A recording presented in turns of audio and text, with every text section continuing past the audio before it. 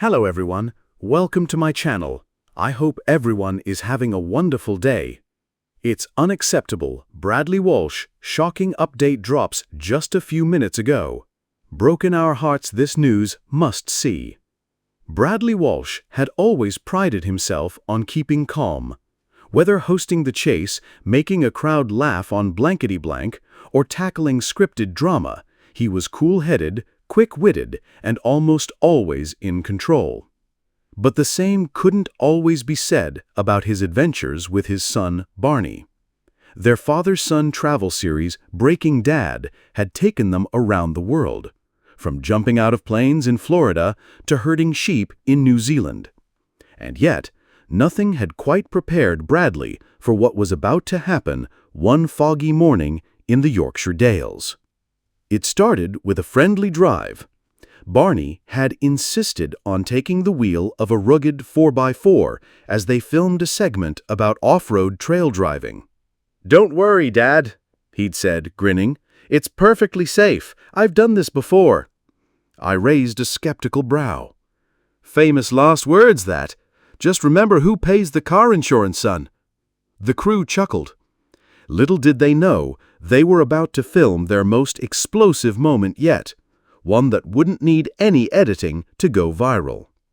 The drive began smoothly enough. Barney handled the 4x4 like a pro as they bumped along a gravel track through rolling hills and patches of moorland. Bradley was still his usual comedic self. "Blimey, it's bumpier than the chase when a celebrity forgets how many legs a spider's got." The cameras mounted on the dashboard caught every reaction, the banter, the laughter, the jostling. But as the trail grew steeper and narrower, something shifted. Barney's foot got a little heavier on the accelerator. A surge of adrenaline lit up his face. "Let's give this baby a proper test," he said, veering onto a muddier path that curved sharply downhill. Bradley's voice turned from amusement to concern. "Whoa, hold on, son. That's not on the map."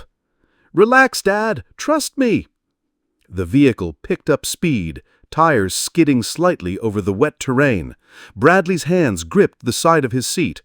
"Barney, I said slow down." But Barney was in the zone, part thrill-seeker, part overconfident driver, until the path ahead vanished beneath them into a drop none of them had seen coming. The 4x4 launched off the ridge like something from an action film. The tires caught air. For 2 suspended seconds, everything was silent. Then gravity did its job. The vehicle slammed down onto the sloped hillside, skidding sideways into a spin. Mud flew. Cameras shook. The crew shouted into radios. Inside, Bradley's face went pale. "Barney!" he shouted, one hand braced on the dash, the other yanking the handbrake. They came to a sudden, grinding halt halfway into a ditch, 2 tires in the air, steam rising from the bonnet. In the following episodes, viewers saw a shift in their relationship. The teasing was still there, the banter still brilliant, but now with deeper layers. During a zipline scene in the Alps, Barney hesitated. Bradley nudged him. "Go on, lad. I trust you." Barney grinned. Even after the whole ditch incident, Bradley winked, especially because of it. And when they wrapped the season with a campfire scene in Iceland, Barney toasted a marshmallow and said, "You know, Dad, I think this trip really changed us." Bradley raised his mug of tea. "Here's to not dying." Back home, Bradley and Barney took time away from the cameras. No film crews, no stunts. Just long dog walks, Sunday roasts, and quiet evenings.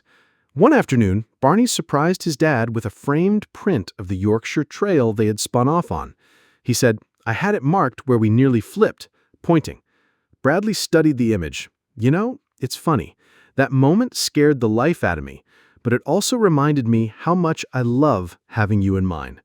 They hung it in the hallway, a symbol not of recklessness, but of growth. Later, the producers released a mini-documentary titled Breakpoint Revisited, a behind-the-scenes look at the infamous near crash in Yorkshire. In it, Bradley candidly spoke. I was terrified. Genuinely. But more than that, I was scared of losing the closeness we had. That ditch, it shook more than the car. It rattled me as a father. And maybe I needed that. Barney added, "That moment forced us to be real, not just funny. And I think that's why." Back at home, Bradley and Barney were sorting through the mountain of letters and packages that flooded in after their Sahara adventure. Among the usual fan mail and ITV correspondence was a small black box with no label, just a wax seal bearing a mysterious insignia, an hourglass inside a wheel. Bradley furrowed his brow. "Looks like something out of Doctor Who." Inside the box was a silver pocket watch, ticking backwards, and a note. "Dear Bradley and Barney, the world knows you as adventurers of land and heart, but what if you could go one step further? Your next journey begins at the Greenwich Observatory. Midnight. No questions, no cameras, just trust." Barney looked at his dad. "We goin'?" Bradley sipped his tea, nodded once, and said, "Obviously." Greenwich Observatory was eerily quiet at midnight. The air hung thick with anticipation. In the main hall, a massive bronze clock suddenly spun backwards with a mechanical click. Out of the shadows stepped a woman in a three-piece suit with gray hair streaked with copper. She said, "I'm Dr. Evelyn Quartz, and you two have been chosen." Bradley narrowed his eyes. "Chosen? Is this Taskmaster?" She smiled. "You've passed through geography and fatherhood with grace. Now, we'd like you to pass through time." Barney's jaw dropped. "Like actual time travel?" She handed them the watch. "You have 5 days, 5 destinations, 5 truths. One rule: no interfering." Before they could protest, the world spun around them. Light bent, wind roared. And then silence. They landed in a cobbled street amid the wail of air raid sirens. "This looks like," Barney trailed off. Bradley gasped, "It's London during the Blitz." The pair ducked into a shelter where frightened families huddled underground. An old man played a harmonica to calm the children. A woman offered tea from a dented flask. "Isn't it strange," Bradley whispered, "how people still find comfort, even in war?" They met a boy who reminded them of George, Barney's younger brother. He talked about rationing, about... Barney Walsh had always been spontaneous. After all, he'd learned from the best. So it was no surprise to anyone, except maybe his father, when he proposed to his longtime girlfriend, Amelia Rivers, atop the cliffs of Moher in Ireland, midway through filming a new segment for The Walsh Way. No drones, no violinists, just wind, waves, and love. She said yes. Later that evening, over a Guinness by a pub fire, Bradley said, "Well done, son. Just one thing." Barney leaned in. "Yeah?" Bradley smirked. "You know you're not escaping a stag do without me, right?" Naturally, Bradley insisted on organizing the stag party himself, which is how Barney found himself ziplining blindfolded, wearing a velvet cape across a makeshift moat built in a Welsh castle, followed by a 2 a.m. karaoke session featuring Bradley's rendition of Uptown Funk with alarming accuracy. "This," Bradley shouted to cheering locals, "is out you stag!" Barney couldn't breathe from laughter. Until the morning after, when Bradley stumbled into the inn's dining room, pale and disheveled, holding a small box. "Mate, we've got a problem." Barney froze. "What?" Bradley opened the box. Empty. No rings.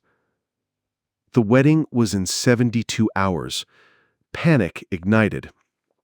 The rings, custom-engraved white gold bands, had been in Bradley's inner coat pocket.